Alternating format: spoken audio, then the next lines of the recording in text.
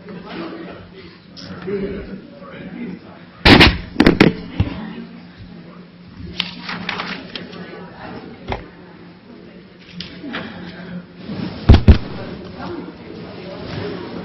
afternoon. I'd like to welcome you to our Fall Positive Link session. The theme for the fall semester is health. And so we have 3 speakers who will be coming in who will be actually linking positive organizational scholarship to different aspects of health. Today we have Atul Dhir, who's going to talk a lot about health and his journey from McKinsey, his leadership in healthcare organizations, and shed some insights about what positive organizational scholarship may contribute to that. And I'll talk a little bit about Dr. Dhir in a second. But before then, I also like to give thanks to the generosity of Paul Jones. He's been such a support of positive organizational scholarship, and because of him, we're able to bring these speakers and lunch to you. So, Paul, can you wave your hand? Thank you. And you brought your wife, too. What's your name? Thanks for coming too, Diane. And please mark your calendar for October's Positive Links and November. And October 5th, we have Sarah Pressman. She studies the link between positive emotions and health, and she's on the faculty at the University of Kansas. So that'll be October the 5th. And then November 9th, we have Peter Ubel. He's here at University of Michigan. He is a behavioralist and a physician, and he studies all different types of things. If you go to his website, you'll see some interesting things. His name is Peter Ubel, and he's at peterubel.com. So he's from healthcare reform to positive health practices to the social implications of positive health. Now, today's speaker, Atul Dhir, is what I would call a Renaissance man. Atul has done everything. He's a physician, he has a PhD, he was a McKinsey consultant, but recently he's really started to think about, so what do positive health practices look like? How do we train physicians to embrace positive health practices? How does the individual take responsibility? So the title of his talk, I think, is pretty integrative. He's going to take us on a journey from medicine to McKinsey to meaning, and it's going to be personal reflections about his own experiences. Thank you, Atul.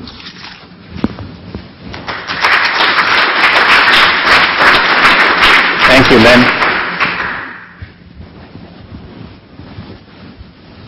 Can you hear me okay? Thank you for inviting me. It's indeed an honor and a privilege. Actually, seeing Bob here makes me a little nervous. I've been reading his work for so many years. In fact, I have the books in my bag. And so, but it's really, my purpose today is share observations and reflections. I am not an academic researcher in POS. As you can see, I've had many different stops in my short business career and professional career. And what I was intrigued when Lynn and I spoke many months ago, and Jeff, who's not here but is hopefully going to join us later, is from my intuitive and personal experiences of the conclusions I'm coming to the 2 key questions that I've been fascinated with, which are, what are the inner processes and practices of true leadership? I've been interested in this over the last 30 years. And what are the underlying conditions and experience, I highlight experience, of a positive state of health? How do you experience health, particularly when you're not sick or suffering? And I was almost amazed at the observations and reflections and conclusions that I was coming to through my own somewhat personal experiences, as well as intuitively, and how POS is a very useful framework and lends itself to some of the conclusions I was coming to. So I'm very excited to be here, largely because I'm interested in seeing how does one develop this body of knowledge, particularly how does one apply it to healthcare. And that I bet other physicians and scientists like me who don't have exposure to what you're doing, and how do we bring this dialogue between the healthcare organizations and between the incredible work that you're doing here, and the discipline and the rigor and the scholarship, I really like that word, scholarship, that you're bringing to some conclusions that I think intuitively make sense to me. So what I'm going to do is really, it'll be a 2-part discussion and a dialogue. It's not a presentation in a formal sense. And what I'd like to accomplish is really share with you the two questions that I put up here, which is what are my personal experiences on this journey of leadership. I couldn't say I'm a good or a successful leader, but I certainly am a student of leadership, and I aspire to be a good one. And the second is my observations on health, and largely health from a slightly different lens than the health that I was trained to define as, which was disease, illness, the biology and pathophysiology of all the different infirmity and medical conditions we see, versus a more positive lens on what is health. And that changes the whole thinking about how we think about health and what are even the right institutions that should be in the area of promoting positive health. So I'm going to start with my observations from my experience. And I've really found this quote from Kierkegaard, a Danish philosopher, and I thought I had to throw something really meaningful to earn my credibility with this very esteemed group. But I think it makes sense. Life can only be understood backwards, but it must be lived forwards. So some of what I'm sharing with you, and particularly the use of the word meaning, from medicine to McKinsey to many other things I've done, when you start thinking about meaning can only be, I feel, understood somewhat in retrospect. And in some ways you've got to rise above the minutiae of your day-to-day to get a perspective on how all these pieces fit together. So I'm going to share with you my personal journey so far.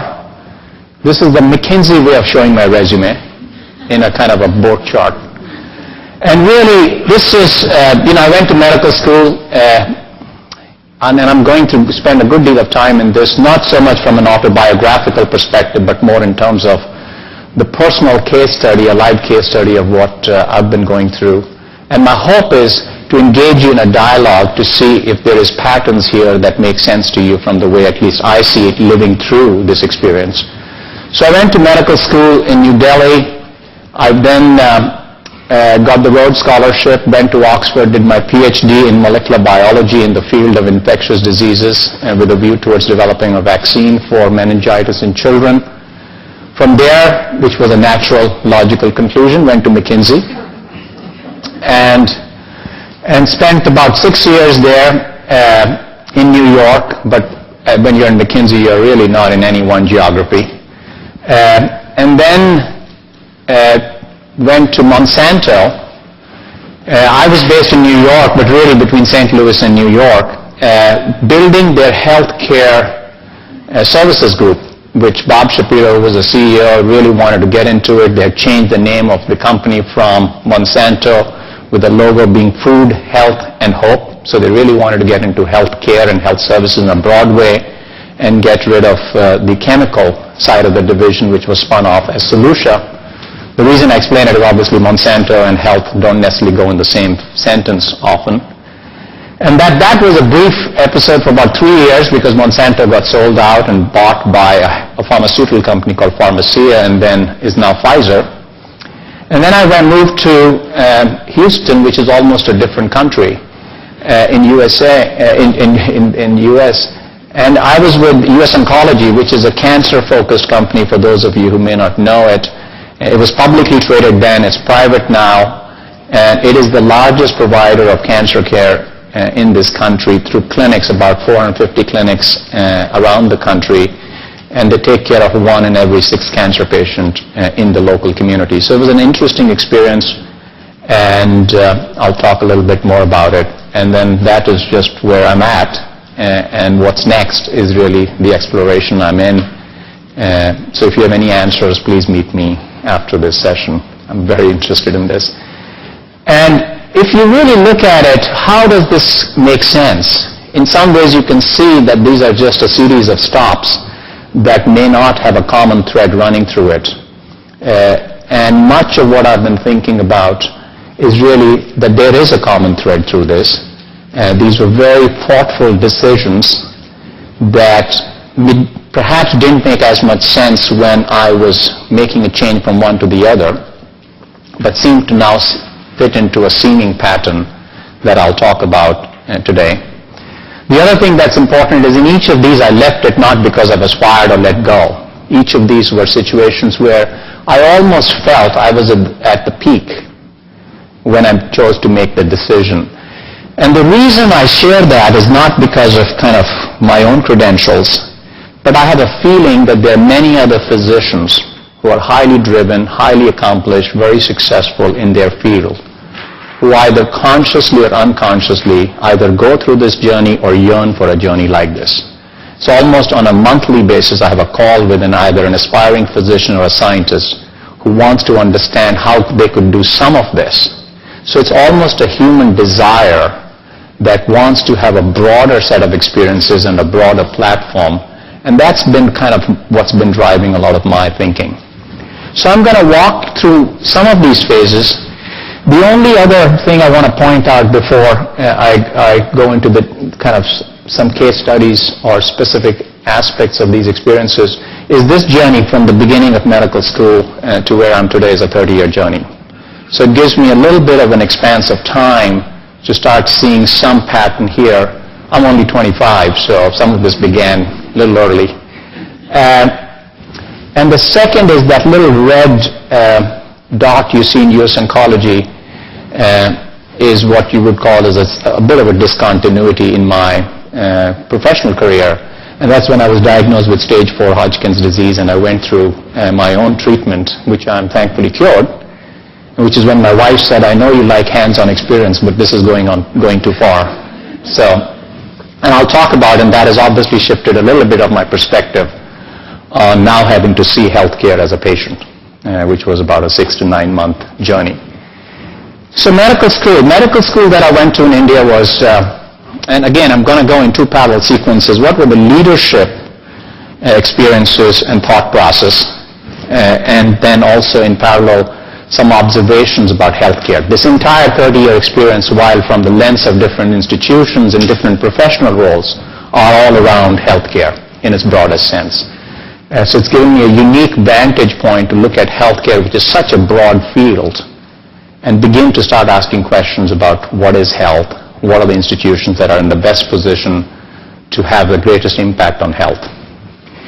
Medical school, I started a little early. I was about 16 and a half. I was born in India. I went through Jesuit, I'm Indian and Hindu by training, but I was in Jesuit schools, private schools in India.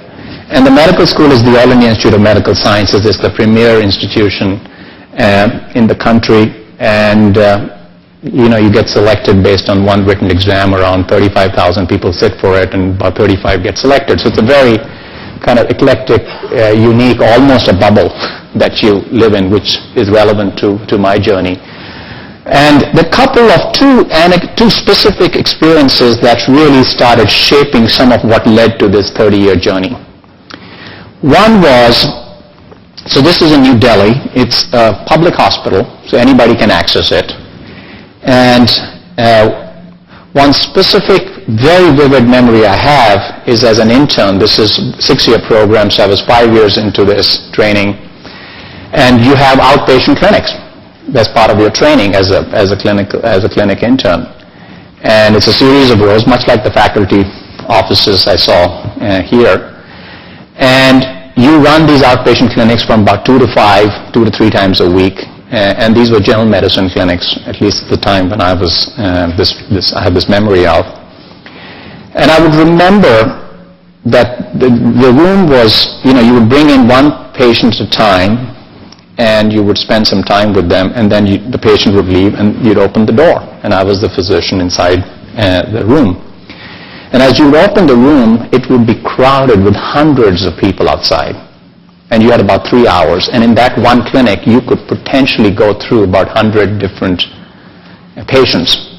Because it was the premier hospital, everyone wanted to come here. Some of them had traveled distances, stayed overnight, often in very poor conditions, to be able to come and see you. And here I was an intern, clearly not an experienced physician. And these were people who had almost traveled hundreds of miles in India to be able to have that 15-minute encounter with me. And so as I reflected on that, it made me think about what was going on outside the room and what is the best thing I could do given this compressed interaction I had with this individual. What it made me think was how much of a random and a chance event it was. That was I even the right physician? Was I giving them the adequate time? I had no preparation for what I was going to see when I opened the door and let one patient out and brought the next patient in. It could be any disease. It could have been a chronic disease. It could be a real acute disease. And so the way we ended up handling that situation was being really a triage physician.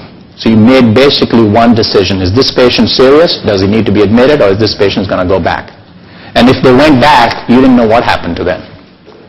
So one of the lessons I learned from them, and that has led me to some of these, is that health care was not just an isolated experience happening between me and that patient in that room, but there were many things that were going on that led to that interaction, and what happened outside of that interaction were things that were totally outside of my knowledge base or my control. So that led me to start thinking about systems. I was curious on how did this patient get here, how did they end up with me, and then what happens to them if they don't get admitted to the hospital. But I had no answers, and I didn't know where to go for answers. So that was one experience. The second experience was really in pediatrics, and one of the big issues, particularly in India and many developing countries, is an issue of contributing to children's mortality is just infections and dehydration. And what I found was that I was seeing the same children coming back to this premier institution month after month. We would bring them in, we would rehydrate them, we would treat them with antibiotics, and they'll go back to somewhere and go through the same experience and be back again. And so the question that I started getting intrigued by was I was only fixing a problem that had much deeper implications. And the causes of some of these illnesses was not in the biology. The causes was obviously in this case poor hygienic conditions, poor water supply, food issues. And that was the second trigger that I as a physician, where most of my thinking was really in fact beginning in such a local way, in such a patient-specific way, in such a small interaction I had over a brief period of time in treating a very acute issue. But the causes for it, if I was going to have any impact, was lay outside of the brief encounter I had. So again, where do you go? Clearly in that field, there's been tremendous progress since in the whole field of public health, where there are a whole host of, terrific physicians and non-physicians who are thinking about the public health impact on disease. And some of the greatest progress we've made in medicine is not because of medical progress, but by being able to impact public health issues, sanitation, water supply, food, etc. But again, I was 17 years old, I was 18 years old, and within the context of medical school, what I found was that there was an engagement on those questions. Really, the reward system and the excellence in that field was how good you were in understanding the specifics of that disease and how well could you intervene with technology and drugs to be able to reverse the course of that. So I've come to the end of the school. I topped my medical school, and after 6 years, you're supposed to pick a specialty, particularly if you're very good. And the classic specialties are, the ones that are most interventional, where you feel like seemingly you have most control and can have the greatest impact on the patient's acute situation. So surgery, and within surgery, cardiac surgery and neurosurgery. But where my interest was in understanding broader issues. And in fact, I was also beginning to appreciate, even in the context of the acute illness, the role of mind-body. So I chose not to specialize. So you have to, at the end of your MD, you have to do a written exam to get into postgraduate fellowship. And I wasn't ready for it. My head was not in terms of what particular specialty, whether it was neurosurgery and commit my next 5 years or 4 years or 3 years to that specialty, but I was asking broader questions. So it was a dead end. I didn't have too many options. I chose to take a smaller postgraduate training program, which didn't commit me to a 3 to 5 year program, but almost gave me, I call it, a pause to reflect on what I really wanted to do. And somebody advised that I should apply for the Rhodes Scholarship. I'd never heard of it. I didn't think physicians did it. And in India, they offer 2 scholarships in the country out of the total of 72 in the world. And to my great amazement, I actually got it, and now I was in Oxford. And my real thesis in Oxford, what I wanted to do was to actually understand either the public health implications in developing countries, or which nobody seemed to be that engaged in. But as a physician, my alternative was to actually study the impact of mind on biological processes, not psychosomatic illnesses, but how, as I had observed even when treating cancer patients in my limited training, that you could see 2 people with the same cohort in terms of age and sex and the type of cancer, but their recovery was very different even under the same treatment based on what I felt was attitudinal issues, their mind-body phenomena. So how do you scientifically understand that? That was the thesis, because for your Rhodes you have to write the purpose of what you're going to do when you're at Rhodes.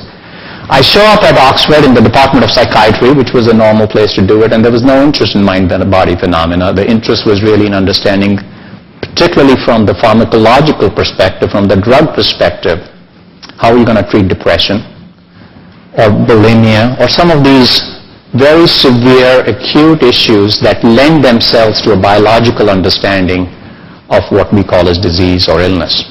I had no interest in that. And being Rhodes and being fully funded, I had the privilege to really shop around, and within 2 weeks I had to make a decision on what was going to be my thesis topic. So I chose to look at developing vaccines, particularly infectious bacterial vaccine against bacterial meningitis, which is a type of illness that occurs in young children and can be terminal. So my thesis work was to really go deep in understanding the molecular mechanisms for how a certain type of bacteria, which is Haemophilus influenza type B, actually penetrates the brain in some patients and not in others, some children not in others, and leads to what can be a very serious illness. So I spent 3.5 years. So here I was thinking about public health issues, I was thinking about mind-body issues, and now I'm spending all my time cloning DNA and running sequencing genes to understand how do you develop a vaccine. Now this was an interesting experience, and I found that there was a part of me that was fascinated by this science. The power, the understanding, the insight, the ability to manipulate, to actually see DNA in a test tube. How many physicians are in this room? I'm just curious. I know, Nola, you're here. I mean, this was so I was there in 1989, as from 1985 to 1989.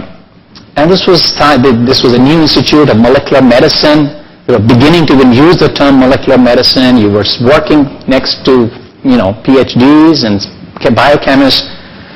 So these were the heady days. We were sequencing DNA. We were beginning to find genes for some illnesses. And yet there was this other side of me that felt unfulfilled, which was what I was going to do with it. And the only way I could address this tension was that at the end of this would be a vaccine that could very easily be, in a very broad fashion, fundamentally change the incidence of this illness. So it wasn't going to be just treating one patient, but it was almost a public health intervention. So I finished my DPhil, which is the Oxford PhD, and what I find is 2 particular experiences, again, felt experiences. These were not that clear in my head. I hate to sound that these were all very clear perspectives I had, and I was making decisions based on tremendous clarity. Often it was actually the fog and lack of choices and alternatives, and thinking through how do you integrate these in your life. So one observation was I was spending more and more time in lab, and in fact had now less connection with the children, which was the ward down the corridor, because the lab was in the hospital, John Radcliffe Hospital. And then I spent a good deal of my time in a Nobel Prize winner's lab in trying to clone this gene, which was difficult. And I had less exposure to the real children who were getting meningitis and the relevance of how this vaccine was ever going to be applied. So that was one kind of little small, quiet discomfort I had. The second was that we had done the research, but the actual commercialization, because this didn't end up into a vaccine now that's used, some of the research, I couldn't say this, my work led to it, but it contributed to it, which was actually done by a commercial organization that develops, commercializes vaccines. And so the other aspect that I began to realize that if my purpose was really to be able to be relevant in the world of clinical care, to be able to actually commercialize this vaccine, I was only on one end of the spectrum, and I was curious to see how do I make my work more relevant. And how do I, because what was going to end up in this vaccine and how it was going to get commercialized, and was it even going to be available in the countries that I had grown up in, were questions that I had no idea and certainly had no influence on. That was another dead end. What do? My option was to go continue my postdoctoral work at Harvard in HIV and AIDS, which was clearly a very well-funded and a dominant area in research, and my techniques were very relevant to infectious diseases. And then out of the blue, McKinsey, which is a large management consulting, on their own had decided that they had tapped out into business schools and they needed to go find pockets of people who had some degree of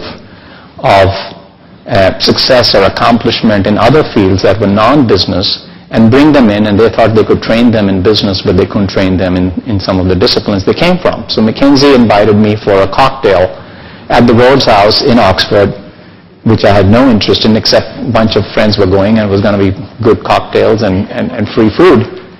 And it ended up fascinating and almost answering the questions I was struggling with.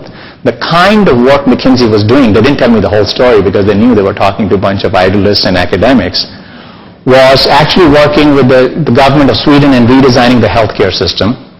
They were doing some fascinating work working with some non-profit research institutions in terms of how should they prioritize their research. So lo and behold, I get hired by McKinsey. I worked with them for 6 years. I was focusing primarily on healthcare. And in fact, the first project I did was absolutely, I couldn't have asked for a better project, and I just had a tremendous experience, and I really enjoyed my first several years at McKinsey. I was learning, I was curious, I was beginning to think about things in a different way, and all those things I didn't think lent themselves to scholarship and application and anyone cared. How do you think about systems? How do you think about all the elements that affect what they call as the value chain? I had never heard of these terms. They were wonderful tools. The rigor of thinking, hypothesis-driven trees, and how do you think about the end in mind as you start planning your work? The relevance of what you do, prioritization, allocation of resources. It was just heady days. And being inherently very curious, I learned a lot. And the first project I did there was actually advising Rockefeller Foundation, Rockefeller University in New York. And the question, the president was a Nobel Prize winner. David Rockefeller was going to move away from the board. They were going to bring in a new president, because the term of Joshua Lederberger was the president, who was a Nobel Prize winner, was going to be over. And they had retained McKinsey to answer the question, what is going to be good science? What should their scientific agenda be? And what kind of organization and what kind of scientists did they need to attract over the next several decades? Because they had this inherent sense that their mission that they had started with had been fulfilled, and the mission over the next several decades was going to be different. So I was amongst the McKinsey team. I was brand new. I was in charge of figuring out the scientific direction. So I had just come out of PhD. I'd never been within 2 feet of a Nobel Prize winner. And I was going to work with the client and advising him on what were the major trends in science, and therefore how should you reposition your scientific agenda, and how were the labs and research focus of yours strategically going to be changed. So you can imagine the nervousness. I thought I was going to get fired after about 6 months. But it was a fascinating time because I was asking different kinds of questions. So I went around talking to a lot of Nobel Prize winners, National Academy Science members, really just asking good questions. And an hour and a half, where is science going? And so without going into a lot of details, it was just a completely different set of skills. And also it allowed me the freedom to not just think about these in isolation, but in the context of people who were going to act upon it. Because they actually made significant changes in their scientific program at Rockefeller, some of which is still being implemented almost 10 years later, actually 15 years later. And so there was this real sense of making a difference at the highest level, at the strategic level. But what I began to notice with McKinsey, and there's a theme here as you can see, was that was the highest experience I had. But most of the work that I was doing was really in helping pharmaceutical companies, which were the biggest clients of McKinsey, because the people who are funding McKinsey or pay for McKinsey's they're not necessarily cheap, they're good, were pharmaceutical companies. In fact, it's not even healthcare services companies. And so we were beginning to spend a lot of time on how do you develop drugs, how do you commercialize, questions like how do you switch a prescription drug to an OTC drug, how do you influence market share. Fascinating questions. Clearly there was a side of me that loved it, and particularly the ability to be able to see some of your ideas, clearly not all. But that's not what I went to McKinsey for. And also this yearning to see what I was going to do with medicine and how did I bring this all back to where I started was unclear. So I actually took a leave of absence from McKinsey with a view that I was going to spend some time in New York Hospital. I was in New York, in NYU, and I was going to find myself. And also I wanted a little bit more. I was single, I wasn't married, there was no possibility of meeting anybody because I was never in one country, let alone one city. And so I just wanted to take a pause. And so I worked with NYU, which is where I met Jeff. And I would go and do the rounds and the clinics with the faculty in the morning. And the arrangement was they would then help, I would provide help as a quid pro quo on some of the strategic initiatives. And I'm going to talk a little bit, that's in between McKinsey and Monsanto. And but that was another pause. It was actually an experimental phase. What I found was that I couldn't go back to medical thinking. The questions people were asking in the clinics were nowhere close to the questions I had put behind me when I was in medical school. It was still about how do you take care of the now and here? How do you assess it, diagnose it, treat it? And some really terrific, bright minds. This was not that it wasn't good, but I couldn't feel a connection to it. And second was, these were not the questions that seemed to interest me, having seen the breadth of the thinking, the ability to ask bigger questions, to have bigger impact, to have a bigger platform. It was taking me back into the narrow, into the specific, into the patient. I call it the retail approach. Very powerful, incredibly important. I hope I don't come across that was not good. It just wasn't resonating with me. So I get a call from a client who had served at McKinsey. And the other area was I was very interested in seeing that the healthcare system, largely because of my work at McKinsey, I felt it too skewed towards pharmaceutical. The entire focus on research and the education for physicians was drug-based or some device-based because this was funded. I didn't know at this stage. Most of medical education, once you leave medical school and academia, is funded by drug companies and device companies, directly or indirectly. As it turned out in US Oncology, I built a medical education business. And I know the inner workings of that for cancer for physicians. So I think the other aspect was, again, how do I have a bigger impact and how do I look at health not just from the perspective of what can I do through drugs, or how can I diagnose through devices? What is reimbursable care versus what's not reimbursed? Because as we all know well, a lot of health, what's considered health, is not necessarily something the insurance companies and the healthcare organizations have the incentive and the ability to pay for. So I get a call from Monsanto. The CEO of Monsanto, who I had served when I was McKinsey, wanted to look at health in a broad fashion. He's Bob Shapiro. He was very charismatic. He had just taken over the CEO. He wanted to transform Monsanto from being a chemical company to really a food and health company. So they had NutraSweet. They had all these agricultural bioproducts. They had a pharmaceutical company called Searle. And then they were going to open a series of health services businesses that were all linked to what they were doing on the food and the nutritional side. So really the vision was health is broader. They have, his vision was you were going to grow the products through these genetically modified seeds that had health properties that actually then allowed us to either address them through this platform of healthcare services or through drugs. So, offer a more balanced view. And I won't spend too much time there. It was a fascinating experiment, but within 2.5 years of being there, it became clear the company was up for sale. It got bought. They got rid of all the services businesses. Purely they kept the pharmaceutical side. There was this huge reaction to genetically modified drugs, which was then spun off as a separate company. And Searle, which was the pharmaceutical company, went through two different buyers, pharmacy and now Pfizer. So that was almost, I look at, kind of an incomplete experience. But the other thing I wanted to go into, Monsanto, was what McKinsey, there was a time in McKinsey, having been there 6 years, I was a senior consultant in healthcare, I began to feel that the advice I was giving my clients was something I didn't necessarily have a conviction on, because I hadn't done these.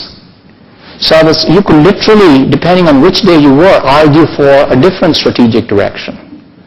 And I often talk to my colleagues and some senior folks at McKinsey, and I just couldn't understand how they got the conviction, particularly when you're being paid so much, to say what you're recommending is something you truly believe in.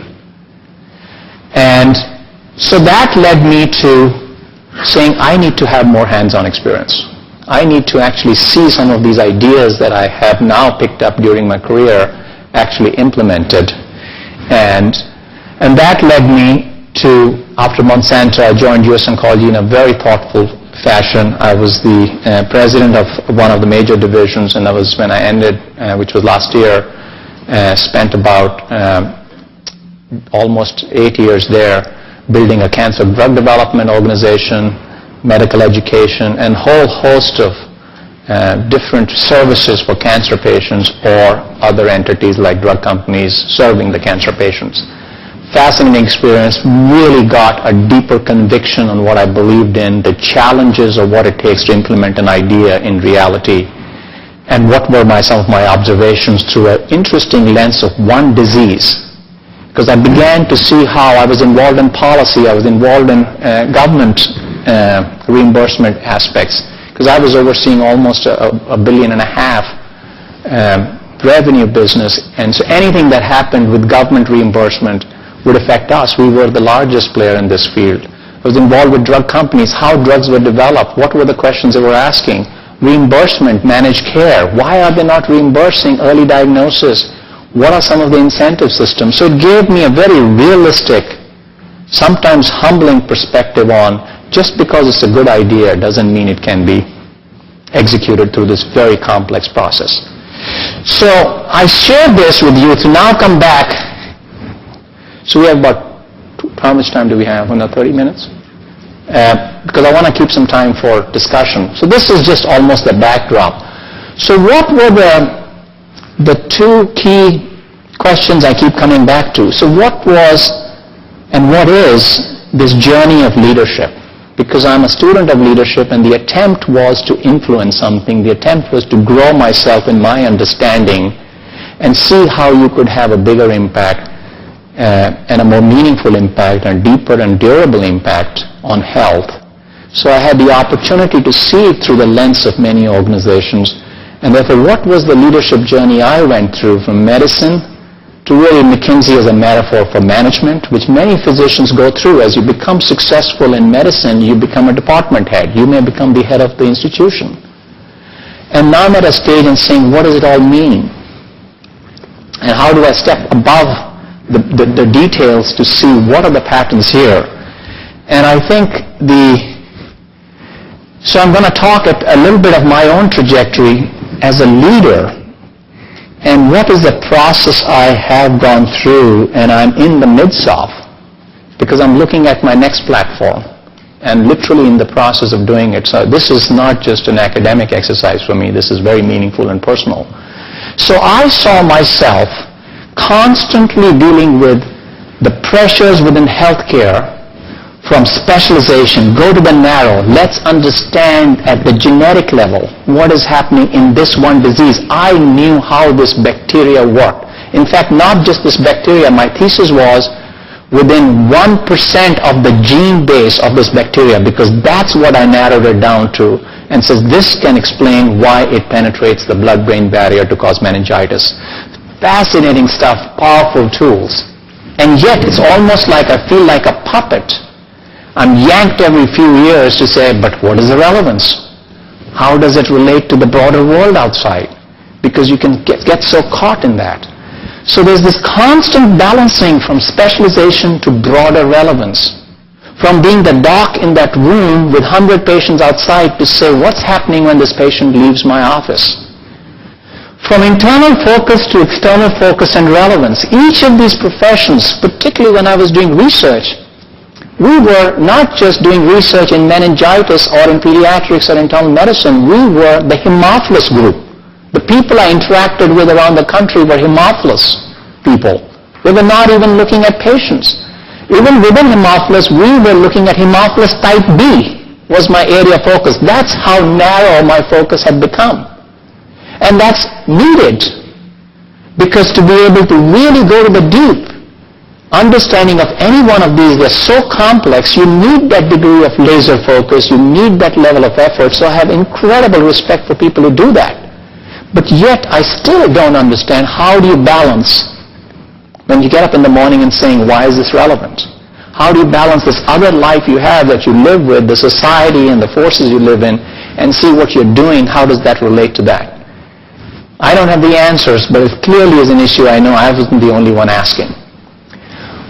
McKinsey, from understanding, really understood the real privilege of sitting in boardrooms. You know, this is almost like sitting outside the glass window looking inside, because I was always curious, how do people manage such large organizations? I remember meeting Jeff Immelt about 5 years ago, and at the risk of looking like I was a fool, I had to ask some questions. There were all these other CEOs, because I was running a big division that GE sold a lot of equipment to, so he wasn't meeting me because I was a nice guy. And I asked him, I said, how do you think about your role? He had just taken over as the role as CEO of GE. How do you think of your role, given that you're running an organization that's bigger than many economies and countries I've grown up in? How do you feel you have any impact? So he had a very thoughtful perspective. I really thought it was a sincere answer.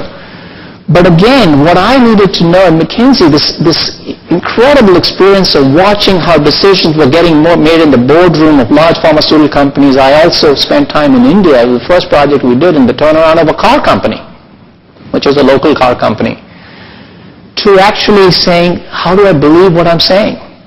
So this whole balance about how do you keep the balance between studying and learning, which I suspect many of you in academia has struggled with, to how do I go back and do something so that there is always a different degree of subtlety of learning you get when you do it. And so my journey from McKinsey to what I've done was, in the world of business, was they really respected you in McKinsey. Each institution has its own kind of measures of success. The people they talked about in McKinsey was how many McKinsey CEOs were there. There was Lou Gerstner, and there was Harvey Gola of American Express.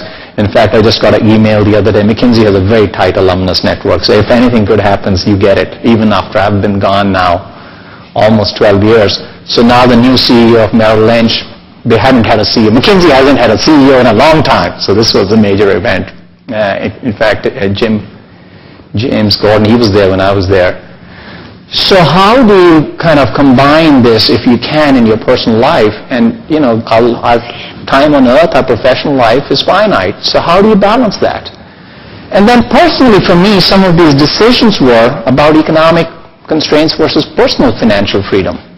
To the extent that I've been able to take the last year and a half to almost on a sabbatical while I'm doing some consulting, and I've built a little company. In fact, one of the labs I have right now, I was telling Gretchen earlier, was actually I bought a yoga center which we're making into a wellness clinic, because again I have all these ideas, but I have a deeper understanding why it is so hard to do wellness and preventive care in a community setting, because there's no funding for it, and people aren't willing to pay, and we'll talk in a minute about that. So I've had that for 6 months. But personally for me, business provided a platform to have the ability to take these pauses in my career and to have these cool thoughts that I'm talking about, because many of the people don't have that luxury. Many of the physicians feel like, I can't take time off because I'm going to fund the mortgage. And where I'm at right now is I'm absolutely fascinated by the question about how do you use business or business organizations as a platform for self-expression. So the main question I'm addressing right now is that if good leadership and good ideas is about expressing what you believe in, then how do you bring this into reality through what you truly believe in versus kind of managing some of the forces that take you away from it? So that's kind of my observations on the leadership journey, at least I've gone through. I did want to share with you that some of this has required, in my specific case study, that I take pauses between these major decisions and changes I've made, because these were not thoughtless, these were not reactive, these were actually pretty thoughtful times. By nature, I'm a pretty reflective person. I call it the silence between the notes, because that's where really some of the transformation occurred in my thinking. And so after I left medical school, I chose not to go to another 5-year commitment of specialization, but I did a postgraduate fellowship for 9 months, because then I was going to go to Oxford on the Rhodes. Then I left medical research, and before I started McKinsey actually used to take you through this incredible program where they have business school professors. It's called the McKinsey Mini MBA in Switzerland that I went through, and then they had this training before, but I didn't want to go join McKinsey until I had gone through it, although they wanted me to start right away from being one day a student writing my PhD, the other day being a consultant. So this was about a 3 to 6 month period there. I had my own consulting practice, which is when I worked with NYU in re-engineering their cardiac program, and also in helping NYU and 3 other hospitals come together to build a health system. I was advising the CEO of all 3. And then after Monsanto, because that was clearly where we had to shut down, and I got a severance package, I took the time to be a sabbatical, and I went through an incredible process of learning, because the move to Houston was not a natural move. It actually almost pressurized my marriage. We were in New York City, and we had to move there. My wife was pregnant with our second, and our younger one was 1 year, and this wasn't just a physical move, it was a cultural transformation. And from New York City to a suburb in Houston. So I actually did a lot of thinking there, and now I have what I call Principia Health, which was a very thoughtful, I spend a lot of time, it's the Principles of Health is the company I have. And I'm actually in the process of thinking what is the right platform where I can integrate some of these ideas where you can truly influence some of the principles of true health.